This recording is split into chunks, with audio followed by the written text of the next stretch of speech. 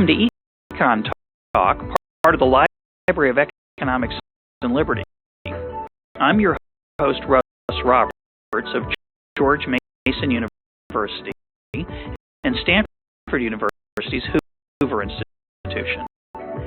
Our website is econtalk.org, where you can subscribe, find other episodes, comment on this podcast, and find links and other information related to today's conversation. Our email address is mail@econtalk.org. We'd love to hear from you.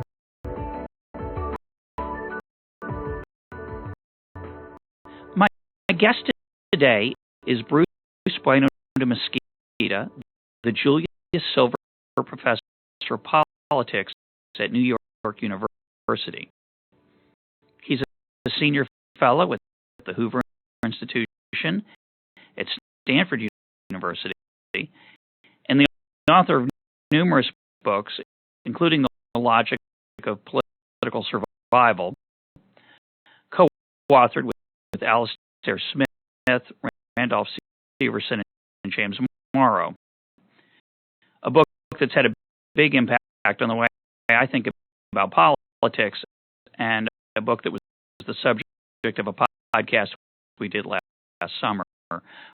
Bruce, welcome back to Econtalk. Thank you. It's a pleasure. Bruce, I want to talk with you today about some of the policy differences between democracies and dictatorships and the incentives they face. So first, let's look at your theory of the selectorate that you outlined in The Logic of Political Survival. We all know about the electorate, the people who vote in a democracy. What do you mean by the selectorate? By the selectorate, I mean the people who have a meaningful say in choosing who leaders are. And in a democracy, that is the electorate, because the outcome of elections is determined by how people vote. In a military junta, the selectorate might be the generals, perhaps some colonels, maybe some senior civil servants. That would also be true in many autocracies, although the civil servants would probably be a little bit more numerous. In monarchies, it might be the royal family and some key entrepreneurs and so forth. So the selectorate is the set of people who have a say, and it varies greatly in its size. And they don't, when you say they have a say, outside of a place with the rule of law and normal elections where they're fairly honest, having a say isn't quite what we think of as having a say in like where we're going to go to dinner tonight. No, they might have folks. They are the folks who pick the leader. So in North Korea, nominally the selectorate might be the members of the Workers' People's Party, and more realistically, it is a small subset of the Workers' People's Party of Korea, may be 300-400 people, without whom no leader could be chosen. Now, they don't all necessarily support the person who's chosen, but the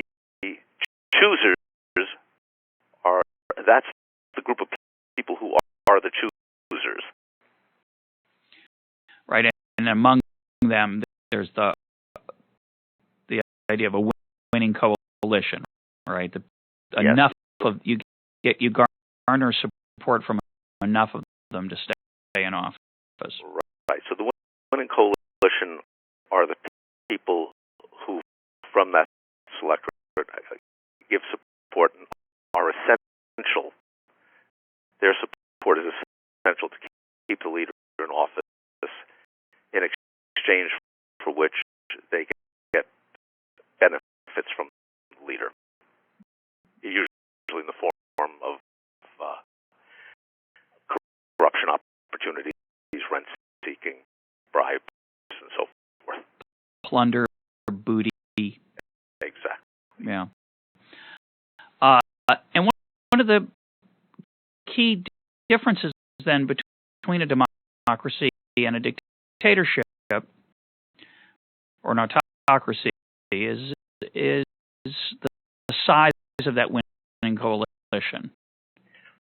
It is both the size of the winning coalition and the ratio of the winning coalition to the electorate.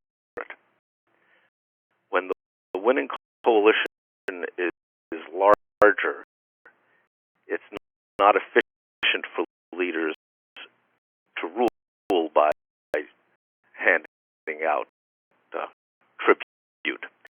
It's efficient for them to rule by producing effective public policy. And when the electorate is a very large number relative to the size of the winning coalition, so the ratio is small, then to keep the support of one's followers, the leader doesn't have to spend as much on them as if as you would if the coalition were large relative to the electorate. And that means that the leader has more discretion, which may translate into a Swiss bank account, or it may translate as with Lee Kuan Yew or a Deng Xiaoping into clever policies, or as with a Mao or a Khrushchev, may translate into the use of discretion for dumb policies. So explain that again, and here's pick one example. Give me an example of an autocracy with either a small or a large winning coalition. Okay. And explain why. I mean, the interesting part here, I think, for our listeners is the idea that democracies pursue economic policies that are good for the general public, not because they're loving and kind, but because the incentives are there. In the case of an autocracy, a dictator is going to not have to do that because he's bribing effectively a much smaller number of people. And I don't quite understand the distinction you're making back in that. Okay. Example. So I'm making a distinction between the mix of public and private goods that are provided to keep the coalition happy. That depends on how big the coalition is. The bigger the coalition, the more you have to spend money on public goods rather than private rewards for the And that's because there are too many cronies to pass out the... Yeah, it's just... And not enough people to exploit left right. behind, right? Right. You can think of the size of the coalition as the implicit price of private goods. And so as the coalition gets bigger, the price goes up. This is something de Tocqueville observed. And so you just can't, you don't have enough money to bribe the individuals. You have to produce public goods that everybody gets to benefit from. So that's the mix. Then how much in toto of the government's revenue you spend on the things that will keep the coalition happy, that depends not only on the size of the coalition, but also the size of the selectorate. And the reason is very straightforward. Think of the selectorate as the pool of people from which the essential supporters, the coalition, can be drawn. When the pool is very large and the set of people you need is very small, if you're in the coalition getting goodies and you defect to a rival politician deciding to support that person, the probability that you will be essential to that person down the road is pretty low, because there are lots of substitutes for you. The selectorate is big. As a result, to keep, for the incumbent to keep you loyal, that is to match or beat what you think you could get if you switched to a rival, the incumbent doesn't have to spend as much as would have to be spent if the coalition were large relative to the selectorate, so that you would have a high probability of being in the next guy's essential group of supporters if you were to switch horses. And that leaves more discretion for the leader to keep goodies for himself. Exactly. And in both cases, I assume,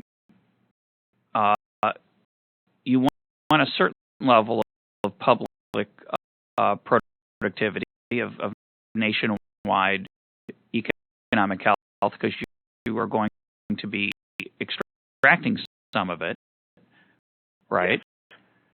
Yes. In fact, of course, you don't want to extract so much from the working public that they consume lots of leisure instead of working, that they have no incentive to work, because then, of course, you won't have replacement money in the future, and you won't be able to keep your coalition loyal. So there's a delicate balance that dictators or any leader has to follow. It turns out that the implicit tax rate when the coalition is small is higher than when it's large. I'll give you an example. In North Korea, where per capita income is about $600, the tax rate on average is about 10%. United States, the federal tax rate is about 20% on average. It sounds like the United States has a higher tax rate, but of course, on a $600 income in the United States, people pay nothing. Right. Their tax on a $10,000 income, people pay nothing. So you don't start paying taxes in the United States until you would be at the outer limits of wealth in North Korea. They pay, so the person with comparable income or purchasing power parity pays a much higher tax rate in North Korea because, of course, they have to be feeding the rent-seeking demands of the leadership. And Kim Jong-il may be taxing at an inefficient rate because people are not being very successful at producing enough replacement wealth, which is what has driven him, presumably, to export missile technology and potentially nuclear weapons technology. Well, he's very entrepreneurial. He's looking for market opportunities outside of the standard domestic opportunities he has. Exactly so. You have to give him credit for that. Yeah, absolutely. I mean, the poor fellow doesn't have the benefit of say, Mr. Putin, of having a lot of natural resources in the ground with which he can increase his wealth without increasing tax on labor. So he has to be entrepreneurial and find other ways. Right, and I just want to stop on that for a sec. You mentioned an example of a 10% tax rate that goes to the government. The government spends the money in a much different way in North Korea than they spend it in the United States. But tax revenue is only one of many ways that a leader can extract resources from the general public and give it to his friends. The natural resource sector is an obvious example, right? Yes, indeed.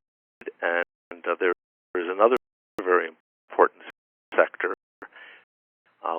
one that unfortunately doesn't get attended to in the context in which I will put it, but it should be. And that is, economists have done a very, very nice job of identifying the natural resource curse and its effects.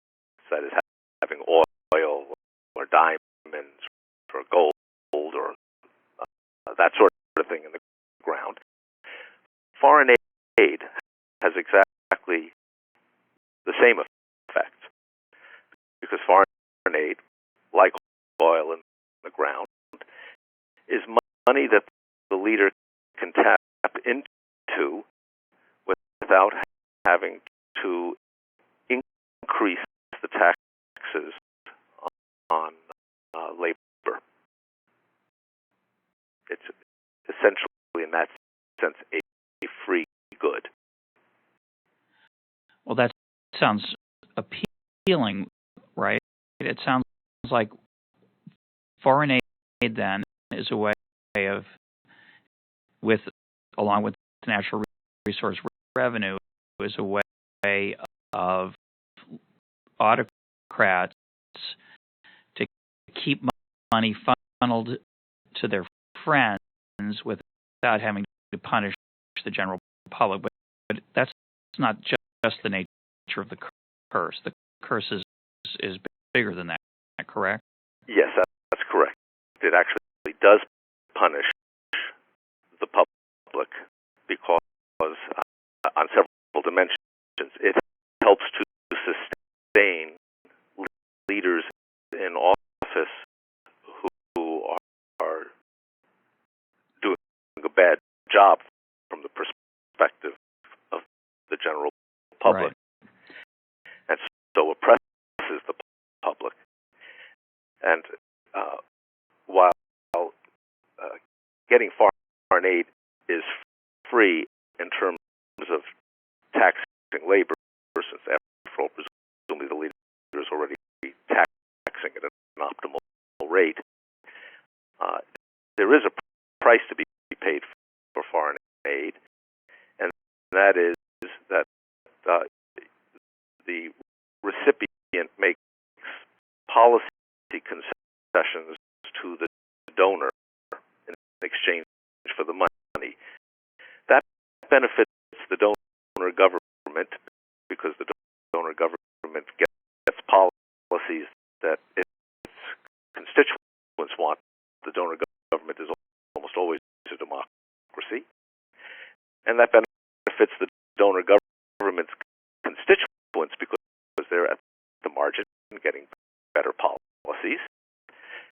It benefits the recipient government's leaders because now they have money with which to supplement bribes to their cronies and discretion for themselves. But it harms the citizenry because the policies that are being sold are policies that the citizenry doesn't like. After all, if you were going to follow these policies anyway, there'd be no need to give you money. Right. Now, this is a very cynical and I think accurate, unfortunately. The data are overwhelming that this is true not only for U.S. foreign aid giving, but for all OECD giving. So let's set up this paradox. A lot of Americans have this idealism that we're giving foreign aid to poor countries to help their poor, starving people. In fact, it's not just, well, it doesn't do everything it's intended to do. It actually does the opposite of what it appears to do and is allegedly intended to do. It makes it easier for the leaders of those nations to ignore any institutional change that might actually benefit those folks and serves the interests of the constituents of the donor. But here's my question, Bruce. It's actually a little bit worse than you just stated. Okay, go ahead. No, go ahead. Well, I was just going to say that it not only discourages the leaders from making changes that would benefit the citizens, it makes it easier for them to purge people and tighten further their grip on government, so that if they face a credible threat to their hold on power, it makes it more sensible for their response to be to reduce coalition and cut back on the few private public goods that they are providing, increasing private goods, rather than increasing the public welfare that they produce, and then moving in a more democratic direction. That's lovely. And by private goods here and public goods, you mean things that benefit the economy at large. Private goods are things that the leader keeps for him or herself, correct? And the friends, the cronies, right. Yeah. Yeah. But here's the puzzle: if the average American, bad choice, if the constituents of the Democratic leader do genuinely care about the citizens of the poor nations, then it is imaginable that foreign aid would help those people. That would be the condition. Absolutely. Those are not the conditions that we put on. The real tragedy here is that donors do ask things of recipient nations in return for the money that is given, but it's not what you'd think. It's not that they indeed give them to the people who we are trying supposedly to help. In fact, it's other things, correct? That is exactly correct. And there's a perfectly straightforward reason for that. There's a tendency for people to think that there's something corrupt about the way foreign aid is given out through conditionality, because it's not helping poor people. But the reason that's done by democratic governments is because the leaders have calculated that the policy concessions are what their constituents want. Let me give you a concrete example. Hamas is the freely elected leadership in the Palestinian Authority. As soon as they were elected, the United States, our European allies, and of course the Israelis, cut off economic assistance to the Palestinian Authority.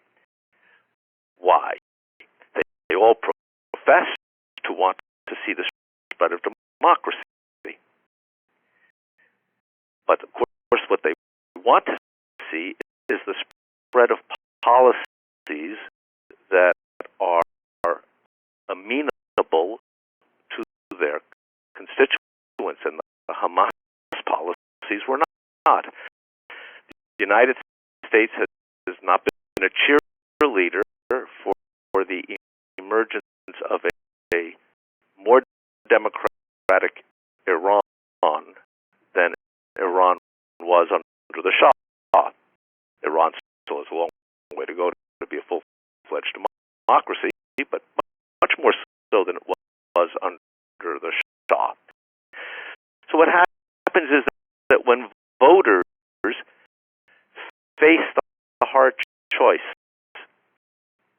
between supporting candidates who endorse giving money to governments whose policies are abhorrent to them, or cutting back the money to try to induce better policies, what we see is that the voters choose the latter.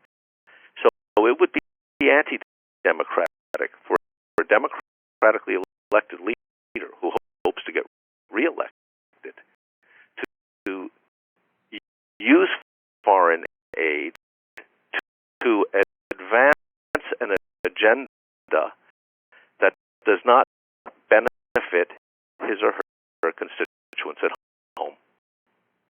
And that's the problem. That is the problem of foreign aid. Everybody understands in the long run, making people more prosperous and making people freer is a good thing.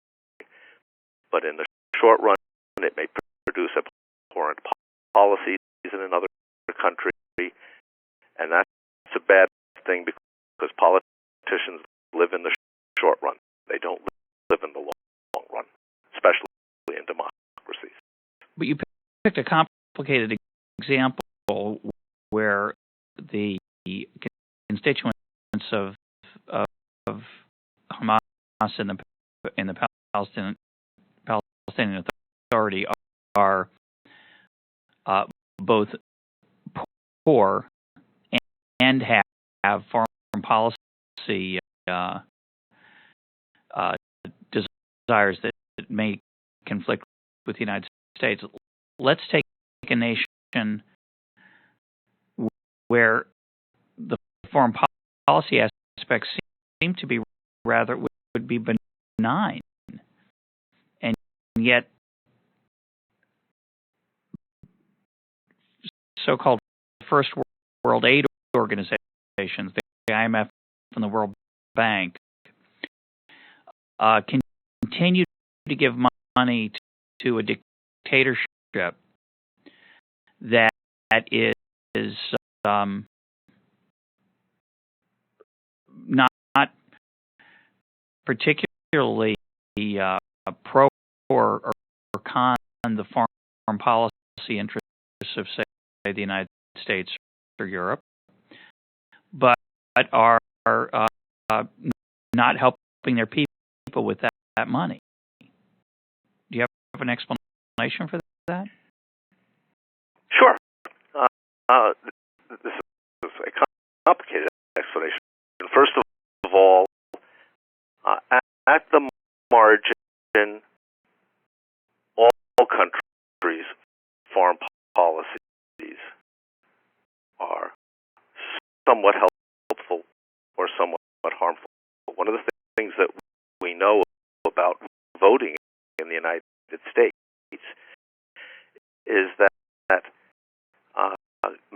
members of Congress are much more likely to vote for foreign aid when their district contains a lot of voters who come from recipient countries, as from countries that are getting aid. Mm-hmm. So they're responsive. They understand that their reelection is dependent on getting money to those folks, and that at the end depends on policies, which may not be national security policies. They may be trade policies. It may be buying Caterpillar tractors or other American agricultural goods or whatever. Something that benefits constituents at home. In addition, the World Bank is itself a political entity that has a small coalition system. Yep. I mean, who runs the World Bank? The World Bank, the loan decisions are made by a committee made up of representatives of banks and loan receiving countries. The banks have their money guaranteed, they're not particularly worried about the risk. It is guaranteed by, for example, the United States government. And the recipient country representatives are the very people whose governments have been stealing money. They want to continue to see that flow. And the World Bank exists to make loans. If the World Bank were in the business of not making loans, there wouldn't be a World Bank. Right, loans and grants. They also give away money. Loans and grants, yes. And the World Bank deal, actually is doing what is incentive compatible, that is in the interest of its constituents. And that doesn't necessarily mean advancing welfare. There's quite a substantial literature, particularly led by my colleague at NYU, Bill Easterly, that argues that World Bank monies have actually done more harm than good in the world. And I'm very sympathetic to those arguments, and I recommend both of his books, The Elusive Quest for Growth and The White Man's Burden, that came out recently, because they are phenomenal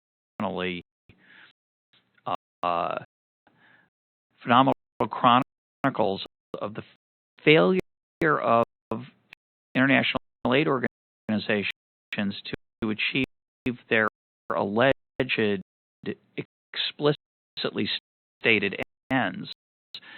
But in your world, in the model that we're talking about,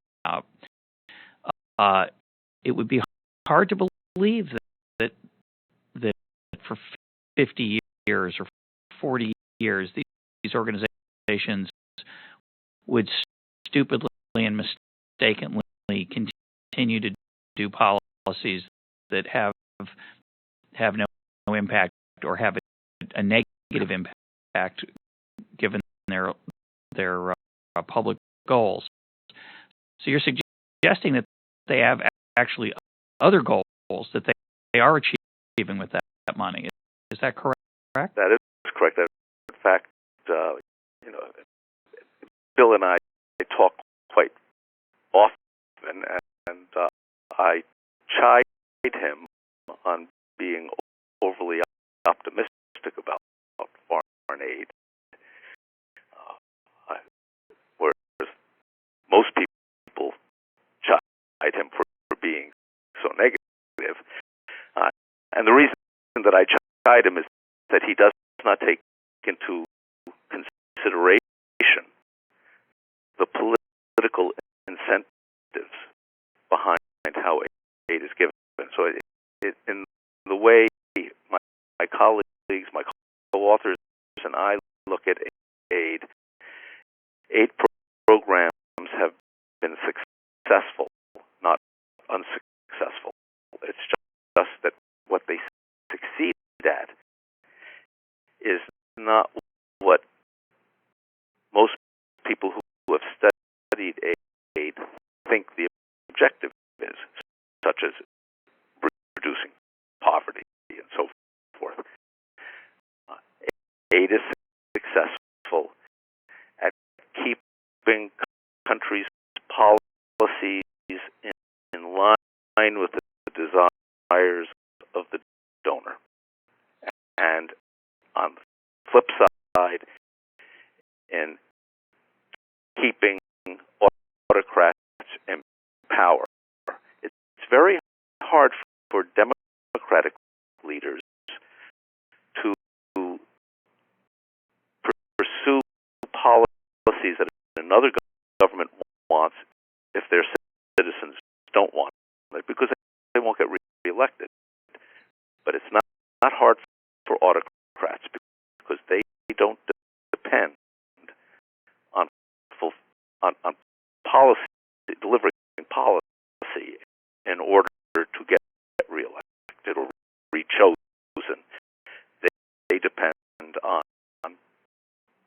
wiping their cronies. One of the beauties of this steely-eyed worldview that we're talking about here is you learn to distinguish between what people say and what they do. It's a very, very valuable lesson in life. It seems rather obvious, but I think a lot of people have trouble keeping those two things apart. They are very, very different, and the beauty of this approach that we're talking about is that we assume in many examples of economics, and here we're talking about politics, that what people do is what they want. What they say is what they might think you'd like to hear. They're not the same thing. They are not the same thing. Well, let's turn to an application of this worldview, which is in a recent paper you speak about the differences between democracies and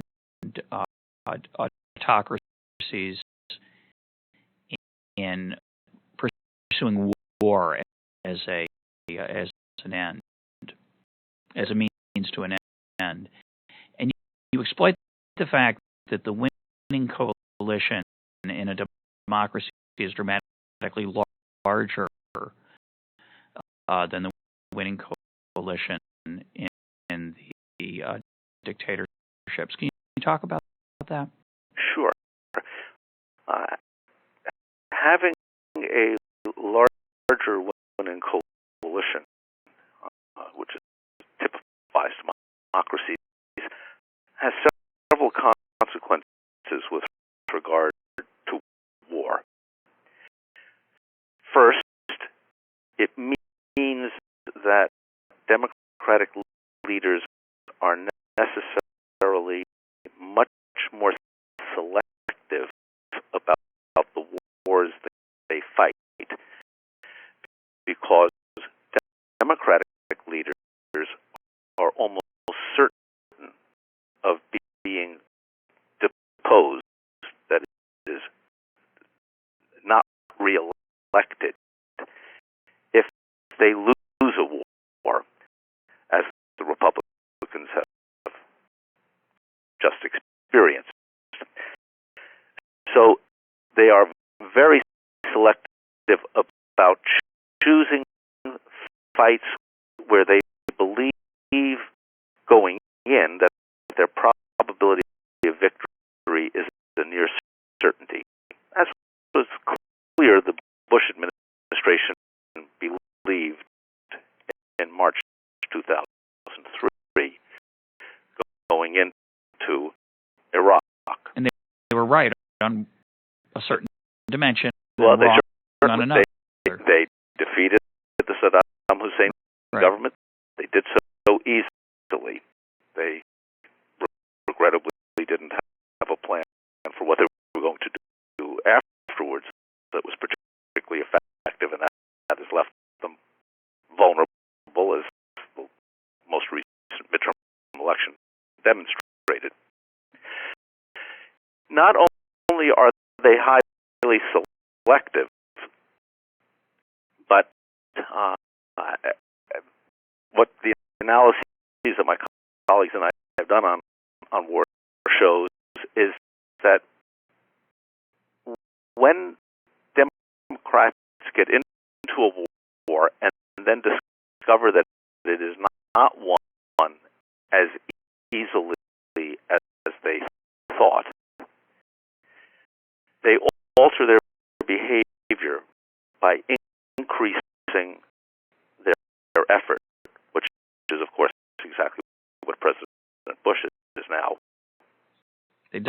supposing that we do. They double up, yeah. Yes, because losing is very costly to the politician. Autocrats, by contrast, have a completely different approach to wars. We could describe Democrats before the fact as having a risk-averse strategy about war. Choose wars we are very likely to win. If you learn things aren't going well, put more resources in, because winning is the public good of importance.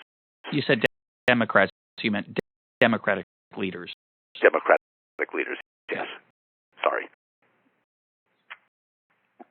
Autocrats, in contrast,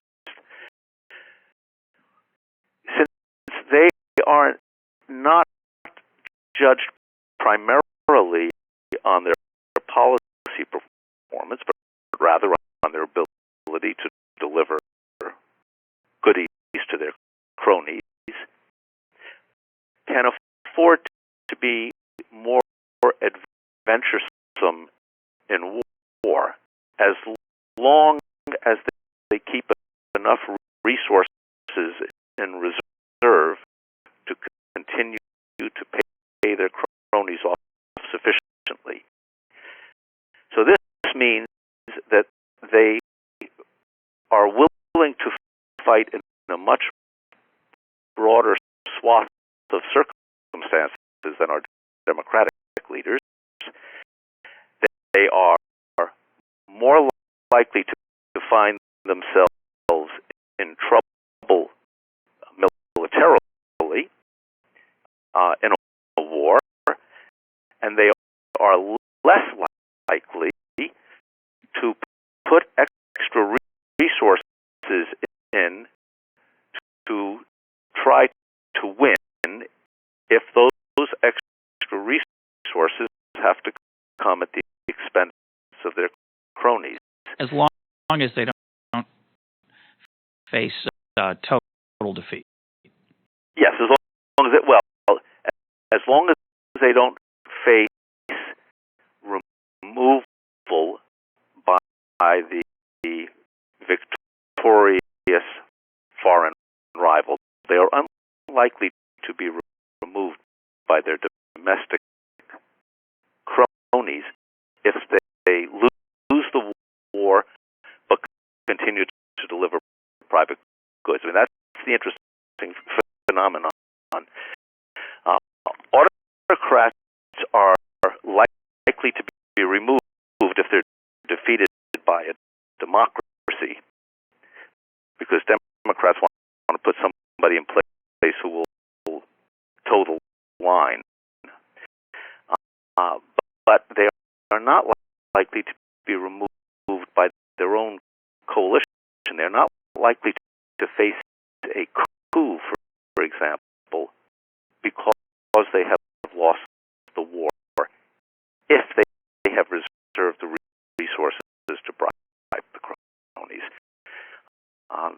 There's a great deal of evidence for this.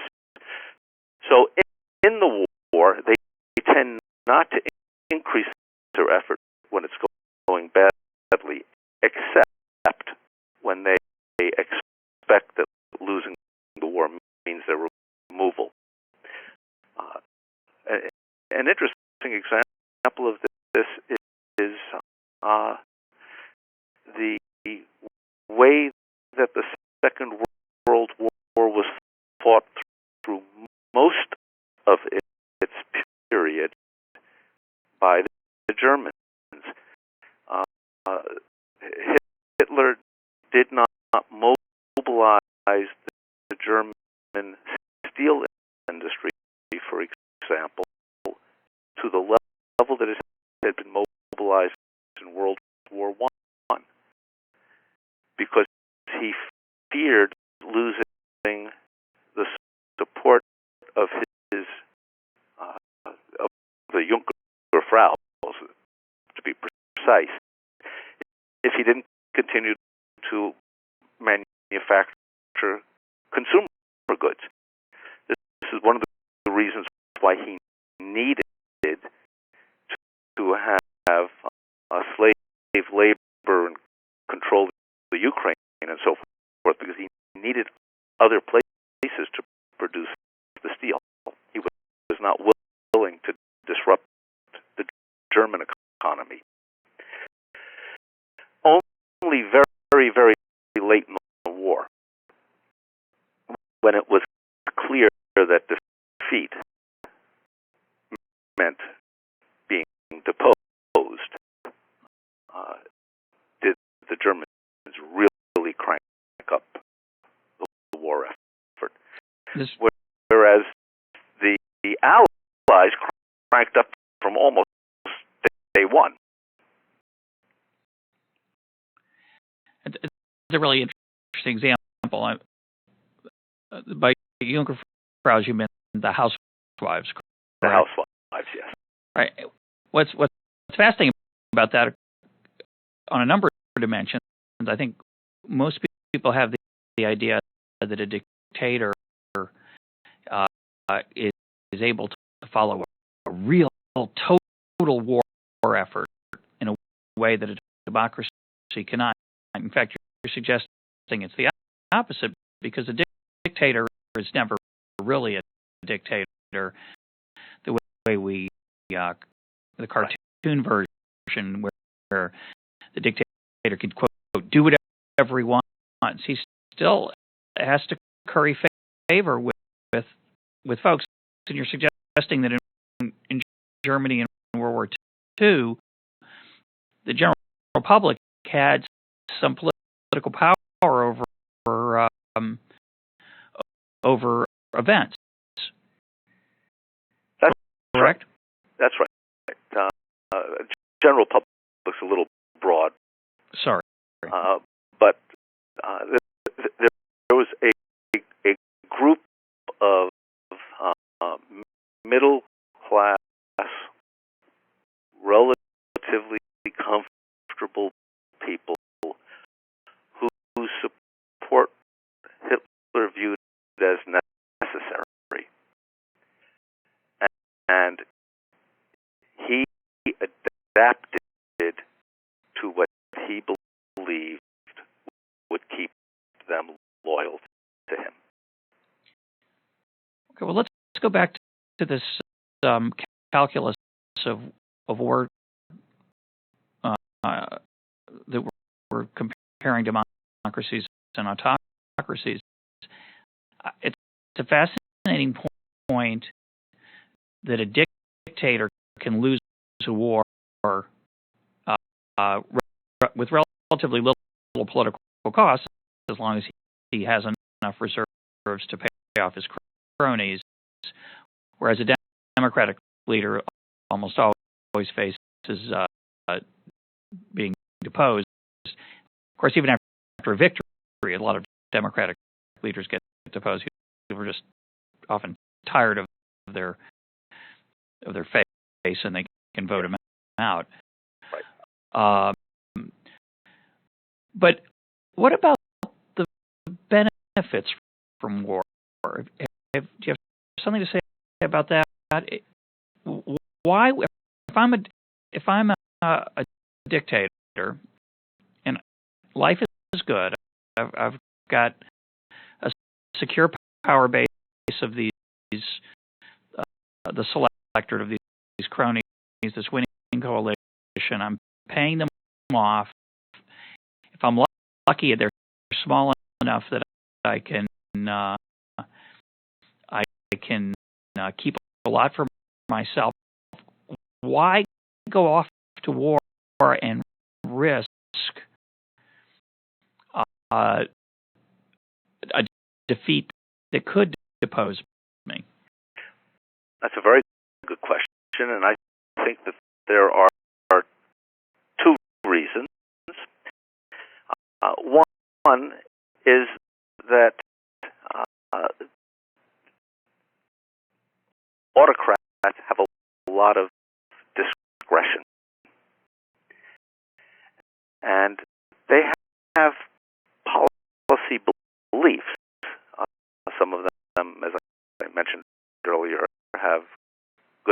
ideas about policy, like Lee Kuan Yew, and others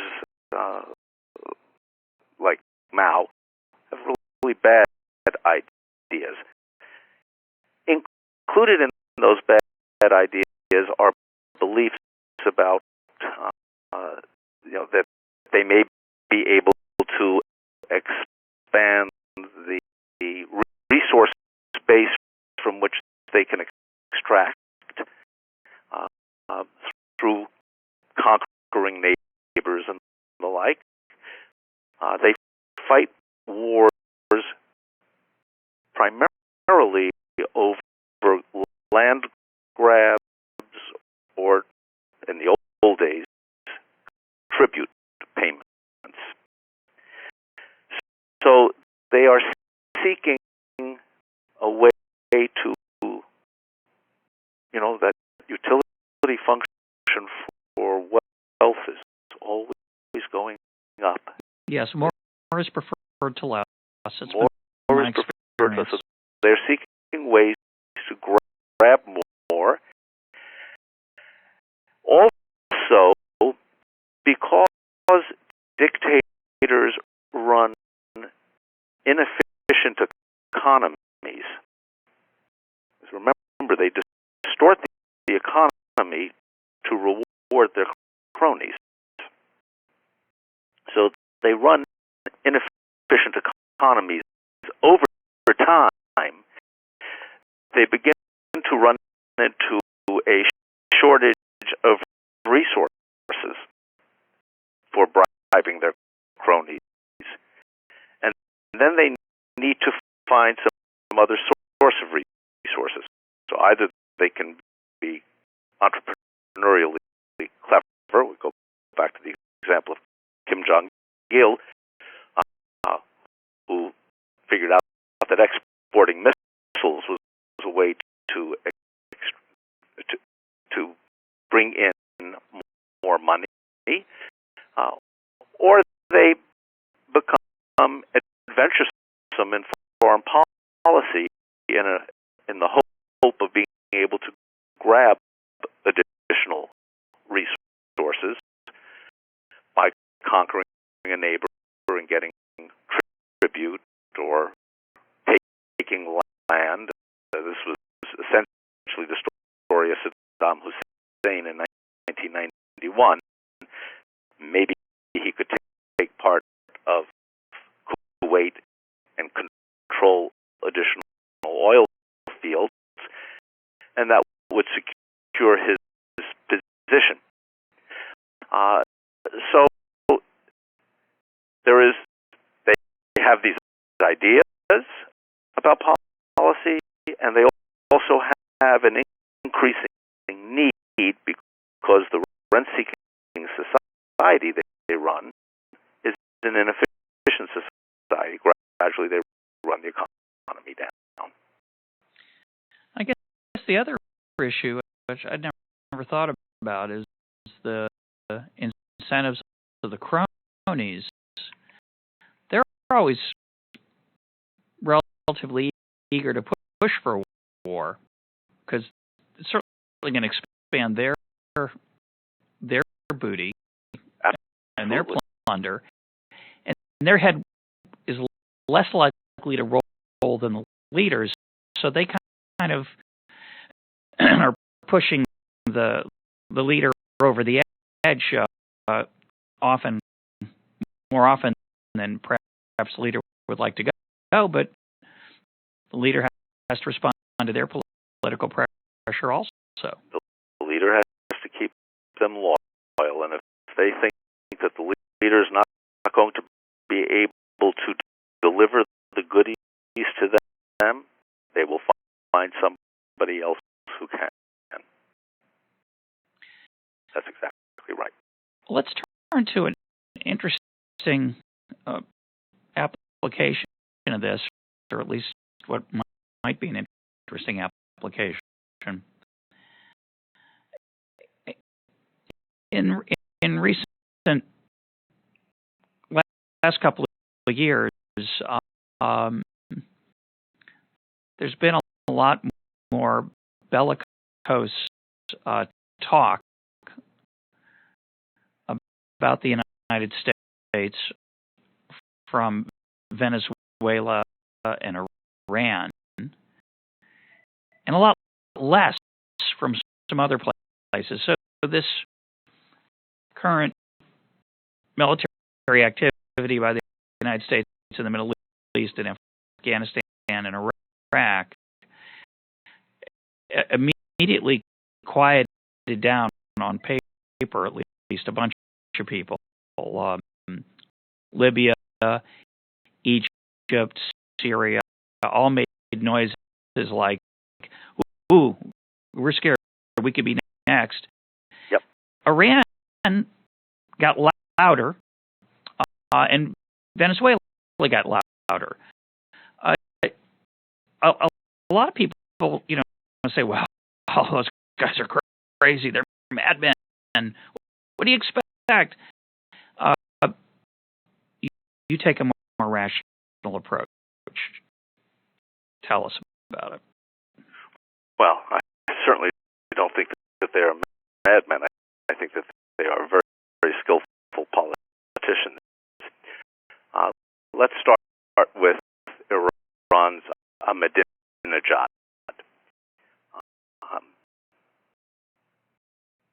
His prior job was as mayor of the city of Tehran. He was not seen a year and a half ago when he was elected president. He was not seen as a major contender for electoral victory. He had very little broad-based national experience and so forth. He carved out a campaign agenda, and he has stuck to it, that resonated with the people who select leaders in Iran. And he has sustained himself in power through that agenda. Part of that agenda, of course, is the nuclear weapons program. Now, we might ask, why would Iran want to have a nuclear weapons program, putting aside their dress-up statements that they need nuclear energy for the future to, light their houses. They're almost out of oil, I heard. Yeah, that's what I hear. Any day now, it'll dry up. Mr. Ahmadinejad understood that the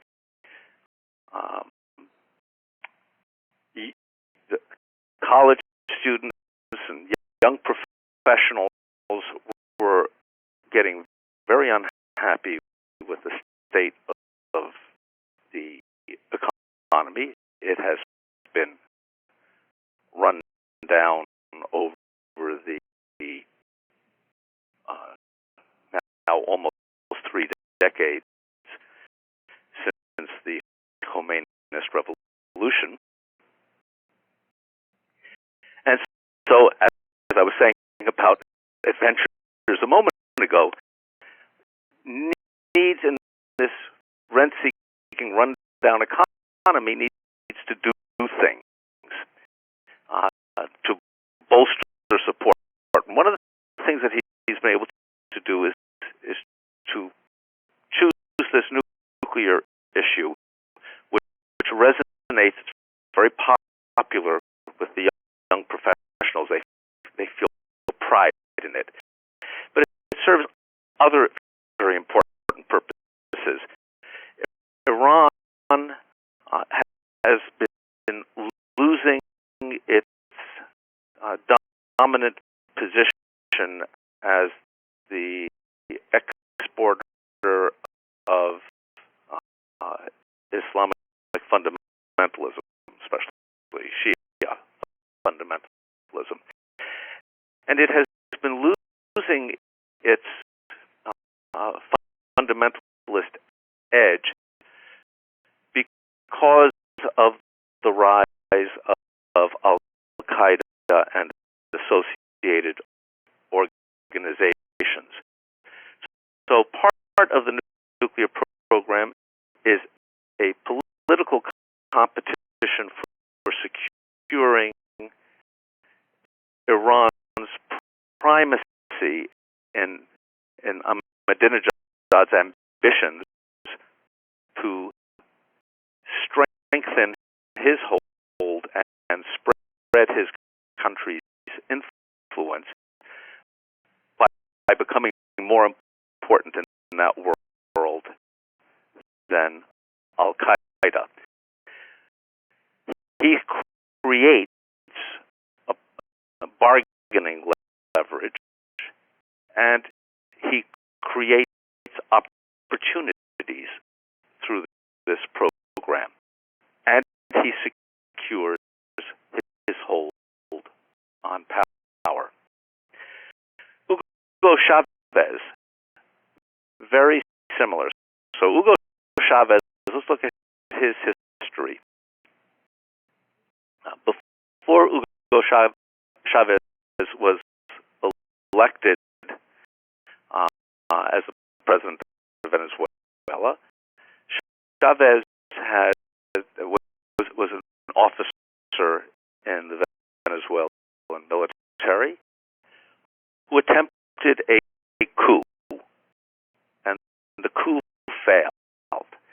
So he had gone through the route of, let's see if I can't put together a small group of other like-minded military officers and overthrow a democratically elected government, take charge of the country. Didn't work out. So he had a fallow period of a few years while he thought about other ways to do it. And he came to understand that a sort of populist electoral platform might be the path. Having gotten elected, what has he done? He too has done the things that are essential for securing continued hold on power. Unfortunately, a lot of people see elections as equivalent to democracy.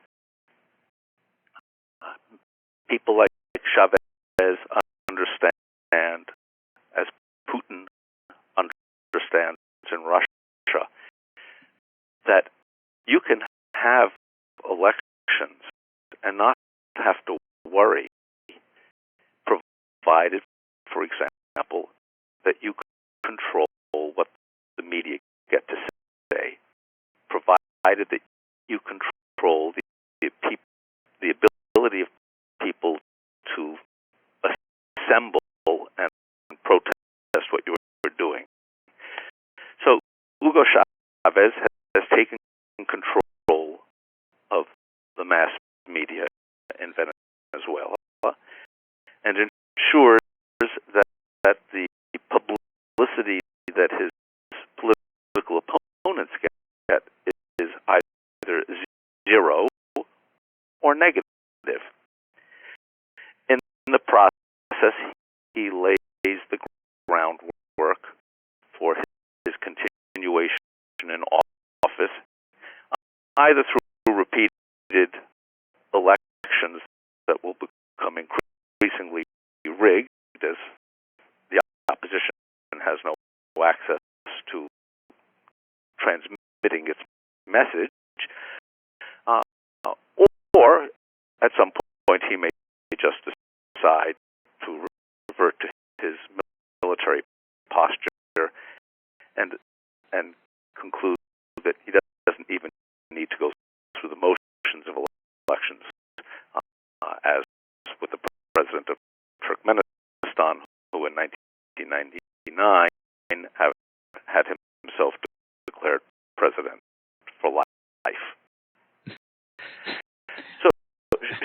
Chavez is doing things that may irritate the United States and may irritate some others, but has been very effective for him in securing his hold on power. And he is able to do this to a large extent, as Ahmadinejad does, because of the enormous wealth that can be extracted from oil. Again, you can turn up the spigot to make more money without having to increase tax on labor. So you can do things that look populist, and he has done that, and it's been very, very effective, and he holds power. Nothing crazy about that. That's a skillful politician. But his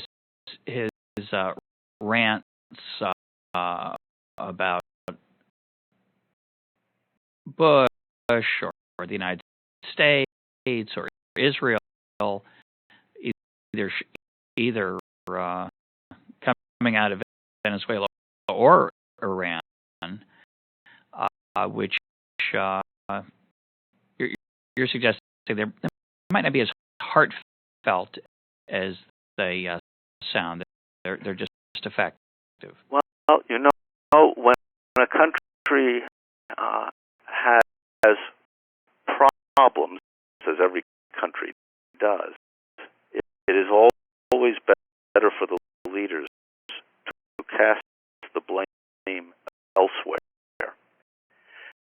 And the ripe target is typically the United States. Why are we living in misery? Because of the terrible things that the United States does. Why were the people in the Soviet Union poor? Because of the aggressive policies of the United States. Never the fault of the internal government. And Chavez is good at pointing to outsiders as the source of problems, because there are plenty of problems in Venezuela's economy, outside the oil economy, and there are plenty of problems in Iran outside the oil economy. Standard of living has declined markedly since the Khomeini revolution. Why? Well, you wouldn't, if you're Ahmadinejad, you wouldn't want people sitting around saying it's because of the way the mullahs are running the government, because you need their support to stay in power. So you would want to say, well, it's the evil United States that is on our doorstep threatening us, and so we have to divert resources in ways that we otherwise wouldn't want to. It's just, it's a good strategy. But the as nuclear... long as you can sell it, since they control the media, they can sell it. The nuclear part of it, it's really a high-risk gamble on the surface. Why not just saber rattle? Why not just complain about the United States and Israel and whatever other devils you want to paint, but by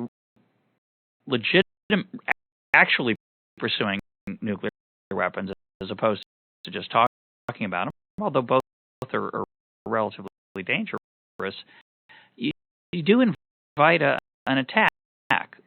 Isn't that a high-risk strategy to be following in Iran? Well, I don't think it's a particularly high-risk strategy, but remember,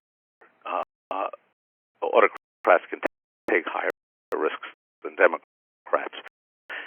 I don't think it's particularly high risk because I don't believe that Ahmadinejad believes that the United States is leveling a credible threat at this time to use force. Why not?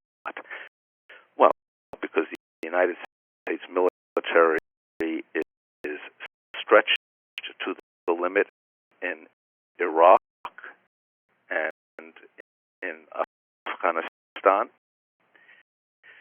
So where, certainly we could drop some bombs. This would provoke a retaliatory strike, probably against the Israelis as well as American facilities in Iraq that would be vulnerable, and that we would have a hard time containing. In addition, it's talk, not action. It is in game theory language cheap talk. It's not clear that it costs him anything to make the kinds of statements that he makes. It doesn't cost him anything at home. And he has a role model to look at, North Korea. North Korea has succeeded in making some sort of nuclear device without a strike. The time when a strike would have been most plausible was around 1994. It didn't happen. The United States was reluctant and otherwise occupied. And I think Ahmadinejad looks at that and sees, as Mao used to say, a paper tiger. So I don't think he sees it as a terribly risky strategy. The delicate balance that he has to pursue is that his political rivals like Rafsanjani want to portray it as a risky strategy for their own electoral benefits.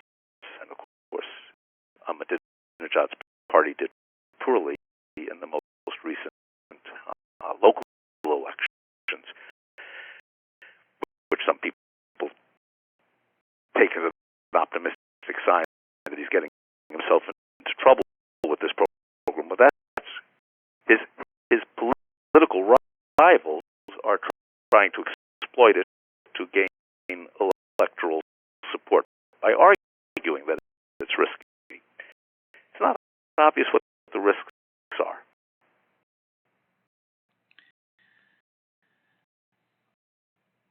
Let me come back to a point you made earlier about what's a real democracy. We talked about how democracies are less likely to go to war because the cost of leaders of a failure are higher than they are for a dictator. The world appears to be getting more democratic over the last, say, 25 to 30 years. It certainly appears to be getting more market-oriented on the economic sphere, but on the political sphere, it appears to be getting more democratic. But you're sounding a note of caution here that and if that were true, that we would think then the world would get more peaceful. But you're suggesting that some of the things we're calling democracy aren't really particularly democratic, and therefore optimism is not in order. I think that's exactly right. Let me make a very sharp distinction between market economies and democracy. One of the things that autocrats seem to have learned, at least since the end of the Cold War, or a little bit before that, is that they can use market economies and the economic growth that markets foster as a mechanism to sustain themselves in power rather than to put themselves at risk. They've been very, very skillful at that. Now, with regard to democracy, in some nominal sense, it is certainly true that the world appears much more democratic today than it did, say, in 1980. And there's no question that Russia is a less autocratic country, less totalitarian country than the Soviet Union was. China also. I'm not prepared to say that about China. Okay. I don't see the evidence for that. Okay. Let's talk about what does this actually mean. Well, people make the mistake of thinking that countries that have elections, competitive elections, and multiple candidates, have met the requirements for being democratic.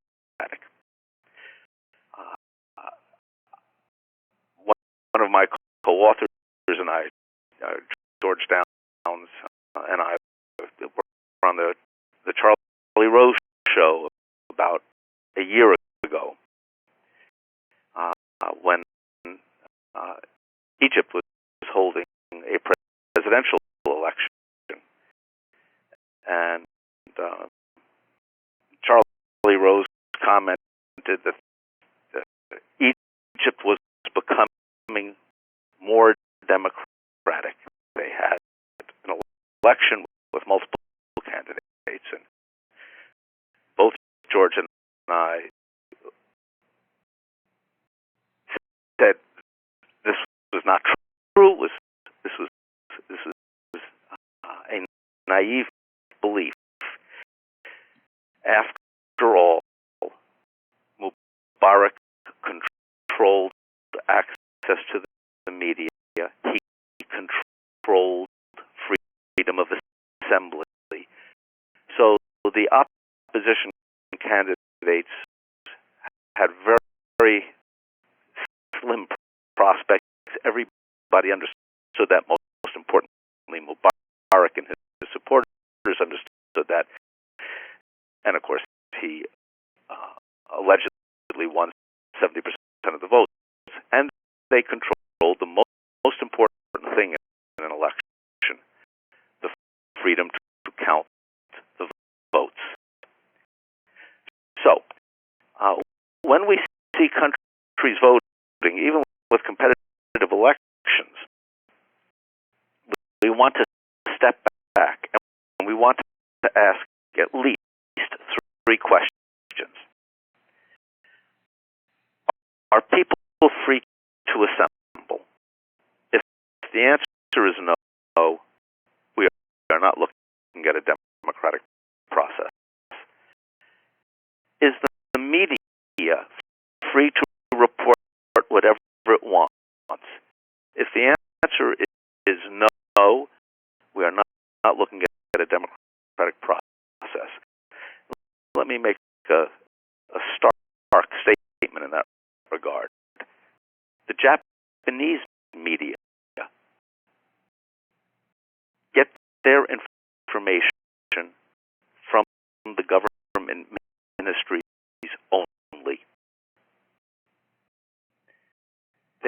not that free. They don't have access to or the opportunity to report independent information and hope to continue to have access to the government information. And certainly when we talk about places like Egypt or Haiti that has had elections and so forth, this is to the nth degree true. So, do people have freedom of assembly? Answer is no, we don't have a democratic process. If they don't have a free press, we don't have a democratic process. And if the ballots are not counted by a nonpartisan, neutral mechanism, we don't have a democratic process. The very large percentage of the countries of the world that we now say have moved towards democracy, they're not yet liberal democracies in the U.S. or British sense, but they've moved towards. A very large percentage of them don't have at least one of those three things in place. Many of them don't have any of them in place. And we perhaps mistakenly then focus on the counting. I think a lot of the only counting is important, obviously, but the counting only. A lot of times the UN is going around to these elections and certifying them as fair. Yes. And what they're certifying is that the voting was fair in that everybody who voted, most of the votes were counted and were counted accurately. But if you didn't look at the first two stages, the information and the ability to rally, you kind of missed the boat.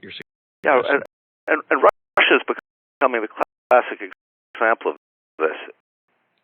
If Mr. Putin does not declare a national emergency and continue himself in office, if there is an election, there will be multiple parties and so forth, and the votes will probably be counted fairly. But why not? His government controls access to information. They control the media. So why not allow fair counting if you are confident that the manipulation of information is sufficient to ensure your election? And of course, he's popular because he's delivered increased growth because of the value of oil. You raised China earlier.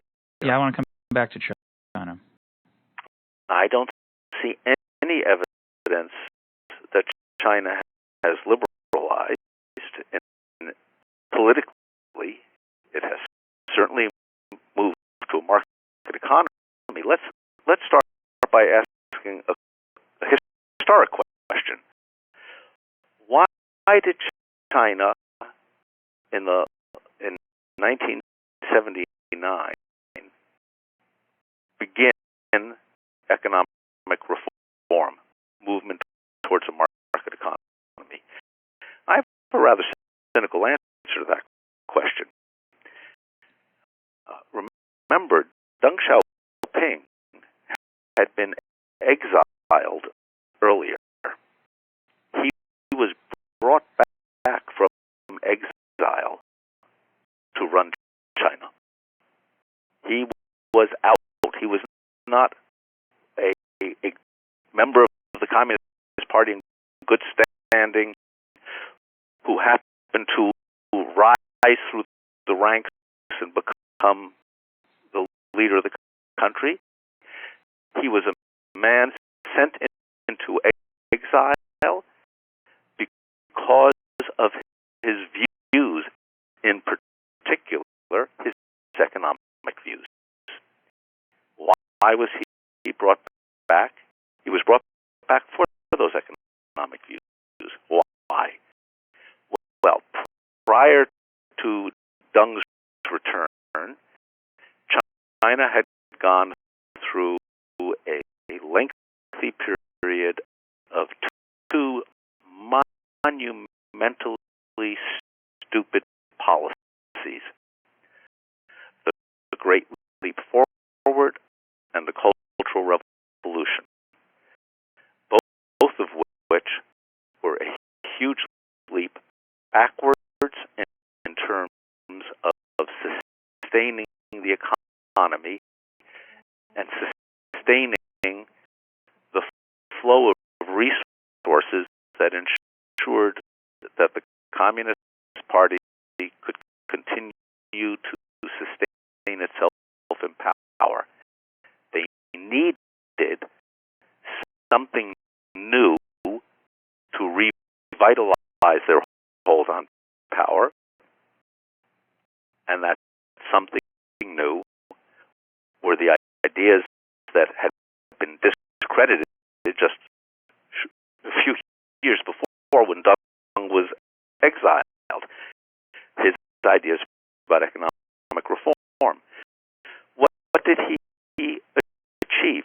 He achieved enormous growth in China, which led people in the West almost immediately to talk about how China was now going to quickly evolve into a democratic country because it would be a rising middle class, and the rising middle class would demand a say over government. This is a very common argument. It was an argument articulated in the 50s by Seymour Martin Lipset, who recently passed away, a great thinker, but it was wrong. We are now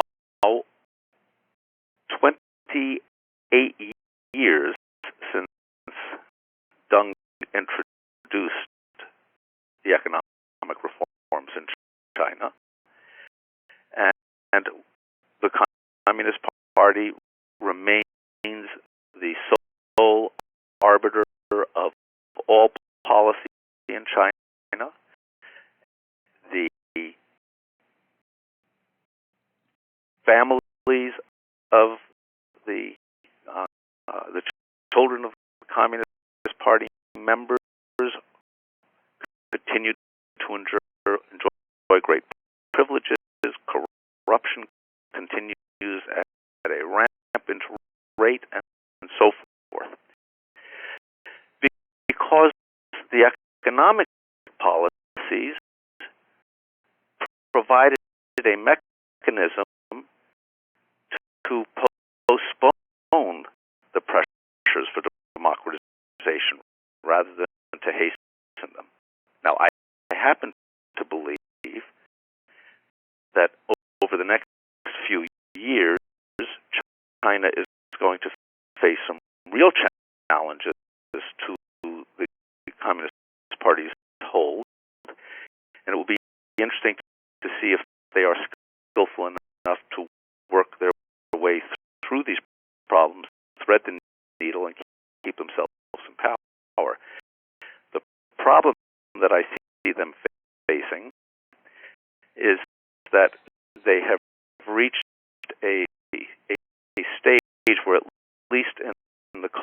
individual provinces, the cost of labor has been bid up sufficiently that a lot of low-end manufacturing is moving away from China and going to other places that can offer a comparative advantage on the labor front.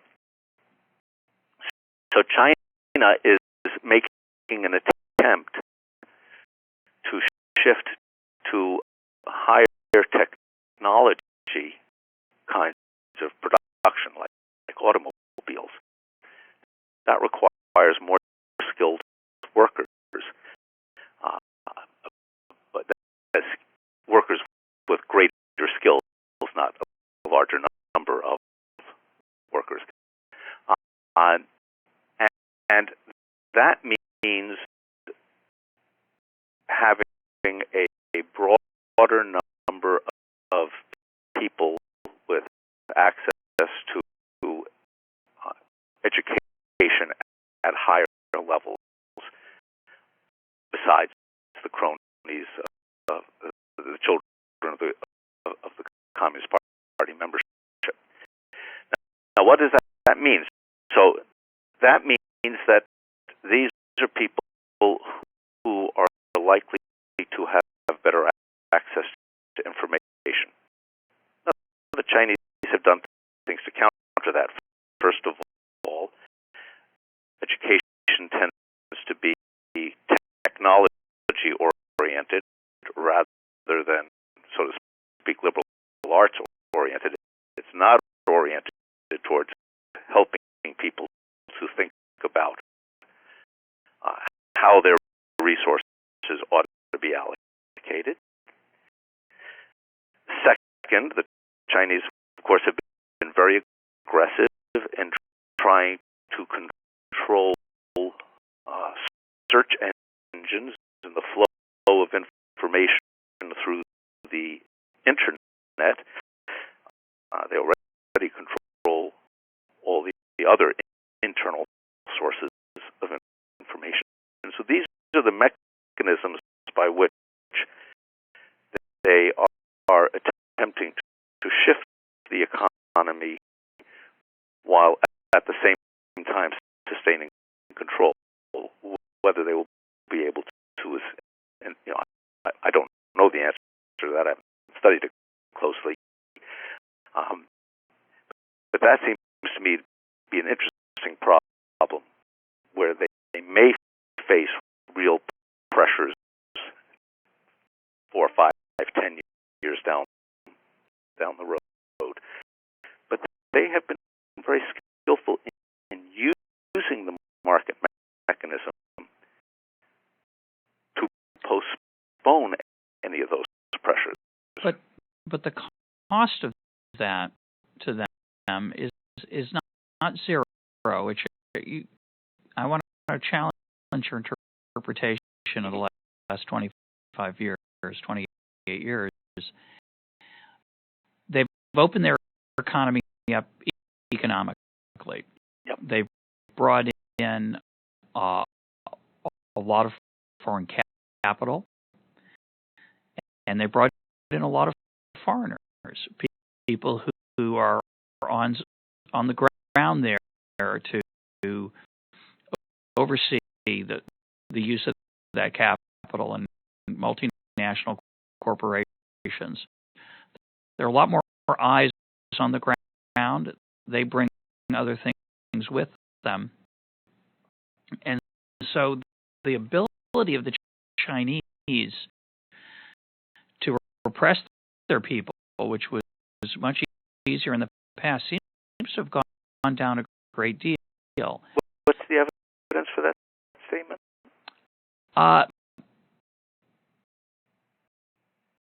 I think armchair theorizing. That's the evidence.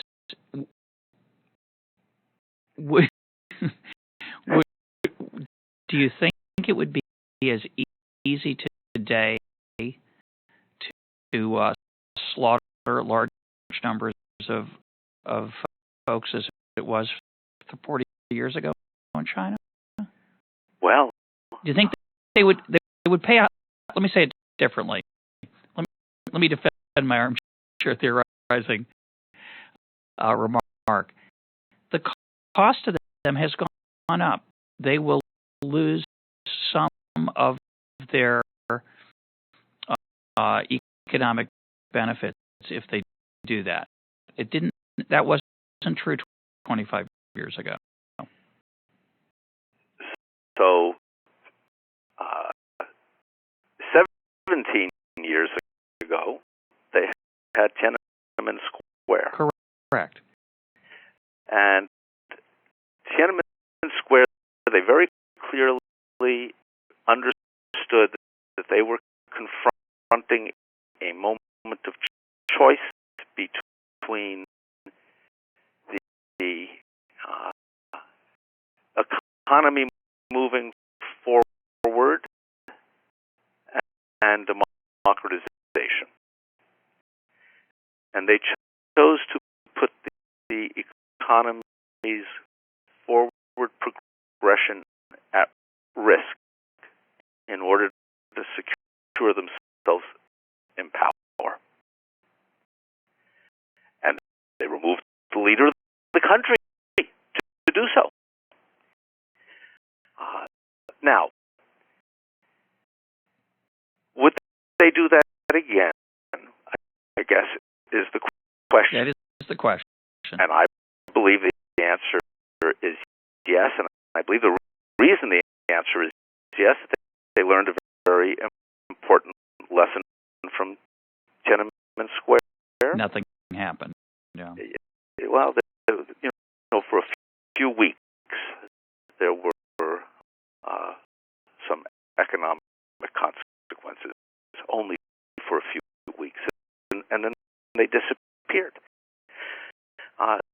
So what they learned, I think, is that the foreign investors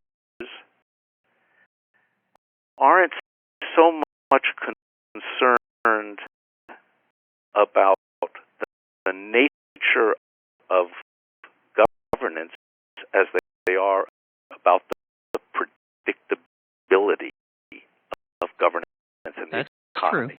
No, they like that certainty thing. They like that certainty thing. Let me challenge you a different way then. Right now, I suspect listening to our words are Chinese folks. I get emails from China about our podcasts, and I invite any Chinese listeners to give your impressions in any form you'd like via email to these remarks about China that we're having. The website that hosts these podcasts, the Library of Economics and Liberty, China is the third largest source of traffic on our website. The United States is first. The United States is about half of our traffic. The rest comes from the rest of the world. The leading country that's outside the United States that goes to this economics website is the UK, is the United Kingdom. I think third or fourth is China, often third. So the Chinese have access to information, which by the way, is also part of the economic liberalization that they've encouraged. You do have to have something of a free flow of information for economic activity compared to what it would be without that liberalization. So China has allowed, it's true they've cracked down on Google Google. They've done some other things. But I would suggest that the average Chinese citizen has an enormously larger access to information about the outside world than they had 28 years ago. Do you think that's true, and does it matter? Okay. So, first of all, I think it is a wonderful thing that the podcast is reaching China, and that you are contributing to this risk to the Communist Party that I am foreseeing over the next 4, 5, 10 years. Of course, they could be listening also, and they're learning from you how to. It's tough, isn't it?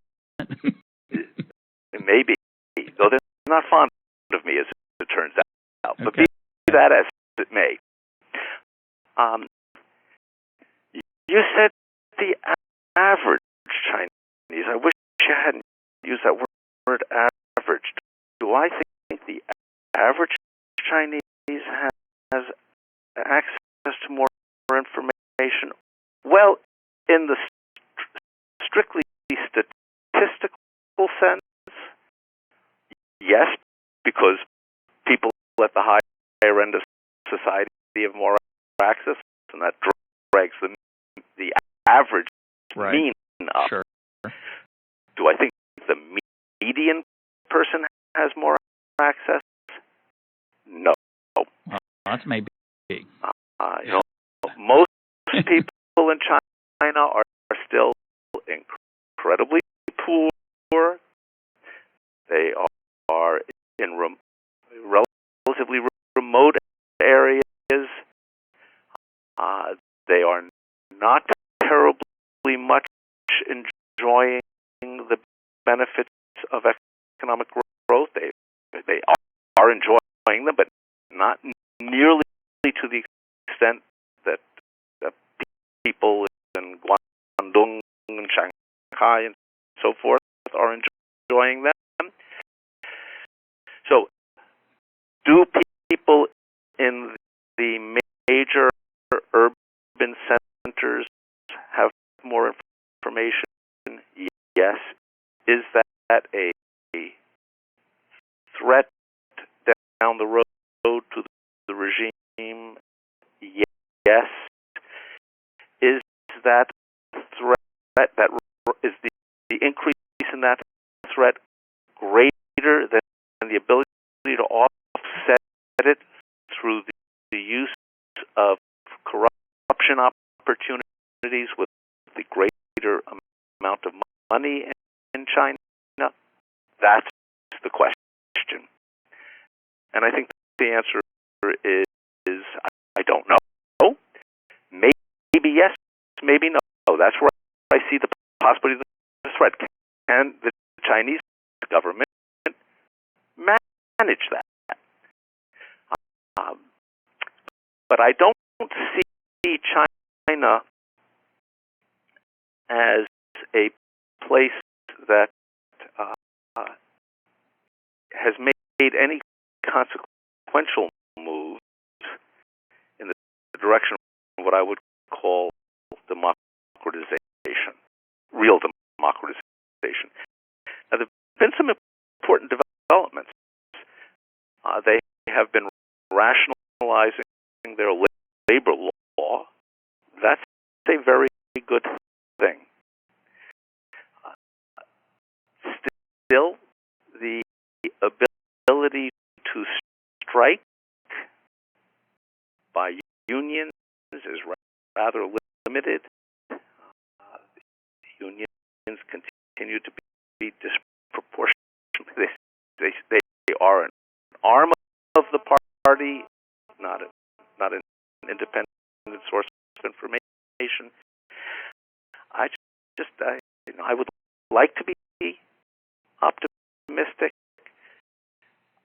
I don't see the evidence yet. I see the growth of pressures that may change things, but I don't see yet the evidence that things are changing. And what would be your what policies do you think the United States could follow that would encourage those movements? Or what policies should we not be following? That's a very nice question. We'll have to put that in a broader context than China, because the mechanisms that the United States has for influencing the politics in other countries are primarily military intervention and foreign aid, neither one of which is particularly pertinent in the case of China.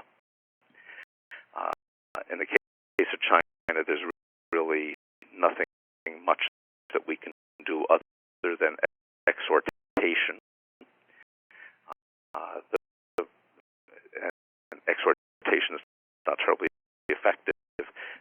The presence of increasing numbers of foreign business people, I don't see as a pressure for the reasons I stated before.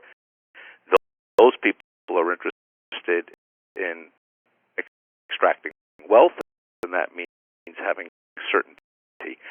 I use as an example Nigeria. Why does the Nigerian government bring in British petroleum workers from Europe, from England in particular, to run their oil fields and the technical aspects of extracting oil, rather than training Nigerians? Because the BP folks aren't interested in changing the government. They're just interested in getting their money and going home. Whereas if local people may use the know-how and the communication skills for other purposes. So what can the United States do? I'm happy to hear the answer. Nothing, by the way. No, there is something. Not necessarily in the case of China, but elsewhere in the world. There is a moment of opportunity, a window of opportunity in every country for changing its politics, and it's one that has not been adequately appreciated. So undoubtedly, dictators know part of this, but not all of it.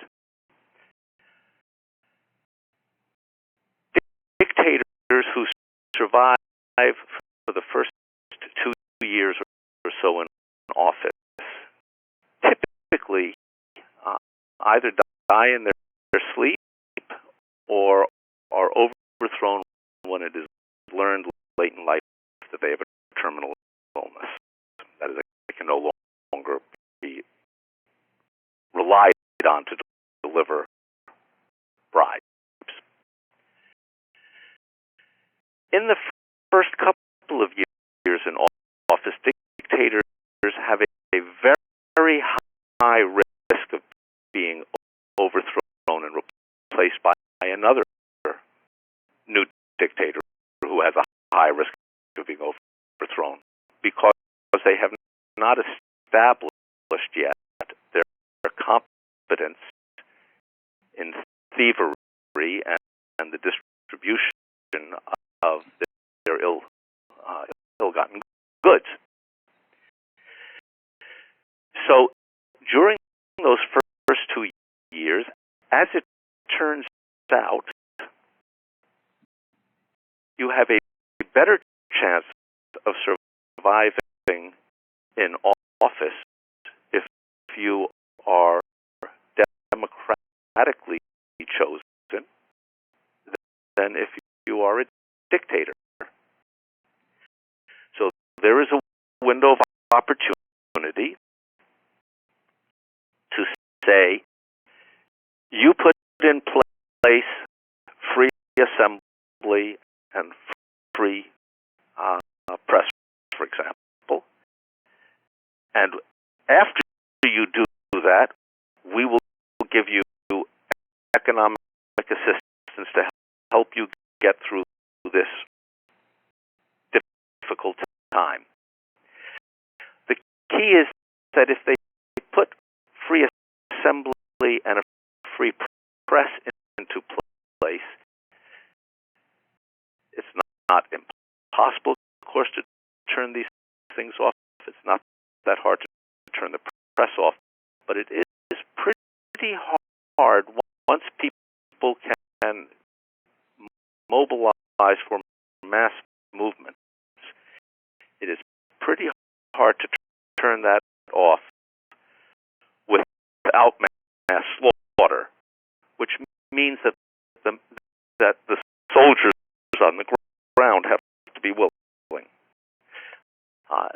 They often are not willing.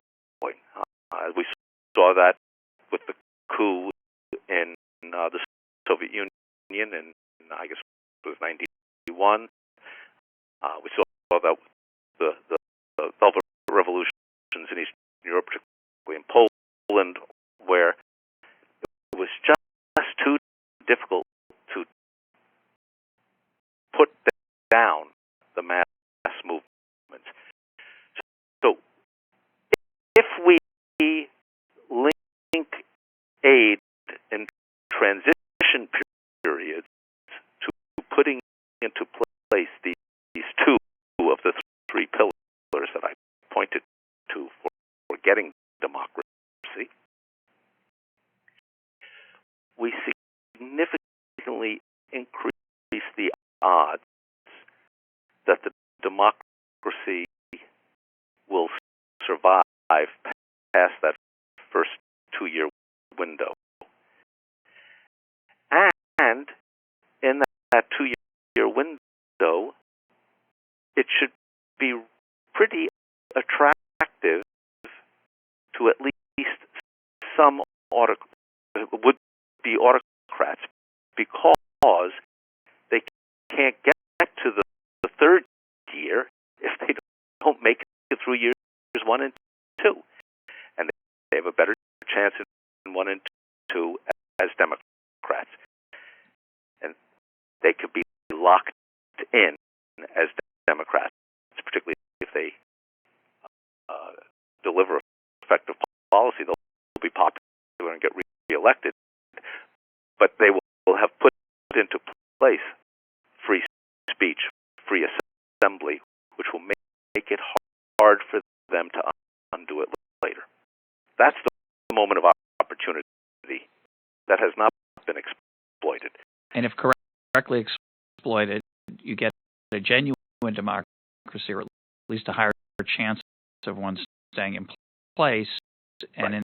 and then a lower chance of war because of the incentives facing democracies. Exactly, and a lower prospect of needing to continue to deliver foreign aid, because if you get these things in place, you will have a good probability of a genuine democracy, in which case you will also get prosperity, because democracies tend to adopt policies that lead to prosperity. While we're on the subject of, and we're almost out of time, while we're on the subject of dictators dying in their sleep, do you have anything to say about Cuba?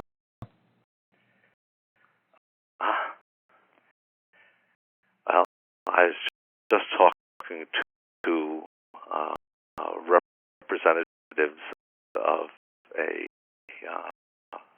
Western government yesterday about how their government might help to promote democratization. And Cuba was a focal point of the discussion because Cuba is, of course, a place that is entering this transition period. Fidel is making a concerted effort to ensure essentially a dynastic passage of power to sustain his regime by passing it to Raúl. But Raúl himself, of course, is in his late 70s. So that the transition opportunity is real in Cuba. And it'd be hard for the United States because it's suspect. But for other governments, this is a real moment of opportunity to help to lay the foundations for an orderly, peaceful transition to democracy, where it will be beneficial to the leaders in Cuba to do that, as well as to those who are helping to promote it from outside. I'm pretty optimistic about Cuba. I love the idea of thinking there might be somebody in Cuba right now listening to this podcast. I doubt it, but it would be a great thing, and I hope. We can hope that Radio Marti picks it up. Yeah, that's right. There you go. Yeah. My guest today has been Bruce Bueno de Mesquita, the Julius Silver Professor of Politics at New York University. He is a senior fellow at the Hoover Institution at Stanford University. Thank you for joining us, Bruce. Thank you.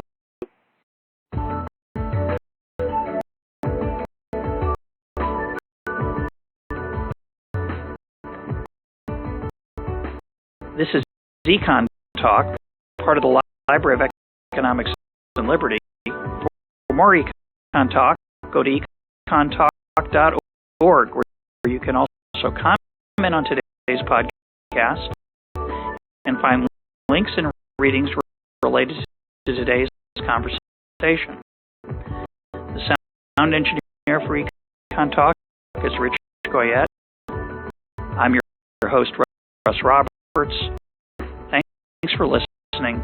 Talk to you on Monday.